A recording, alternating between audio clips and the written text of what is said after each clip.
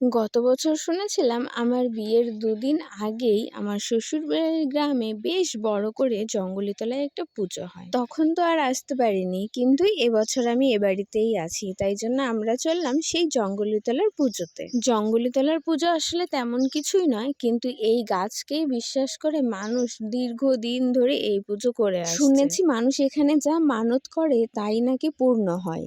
এই মেলার আগে এখানে আমি আগেও এসেছি, তবে এই মেলার সময় এসে কিন্তু বেশ ভালো লাগছে। একটা পুরো গ্রাম্য পরিবেশে সুন্দর একটা মেলা দেখতে পেলাম। এই মেলাতে এসে আমার ছোটবেলার কথা মনে পড়ে যাচ্ছিল। ছোটবেলাতেও মামা বাড়িতে গেলে গ্রাম্য পরিবেশে কত সুন্দর মেলা দেখতে পেতাম। আজ ঠিক তেমনই মনে হচ্ছে। সত্যি বলতে গ্রামের মেলা একদমই অন্যরকম। এখানে সাধারণ মানুষের ভিড়ে অসাধারণ কিছুই নেই।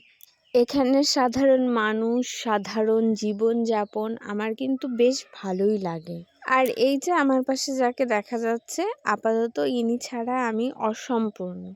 আমাকে যখনই যেখানে যেতে হবে ইনাকেই সঙ্গে করে নিয়ে যেতে হবে, কারণ ইনি বাড়িতে এসেছেন। মেলা সম্পর্কে, গ্রাম সম্পর্কে অনেক কিছুই জানালাম। এবার দেখো খেজুর গাছ কাটা হয়ে গেছে, কদিন পরেই রস পাড়া হবে। সবাই কিন্তু রস খেতে চলে এসো।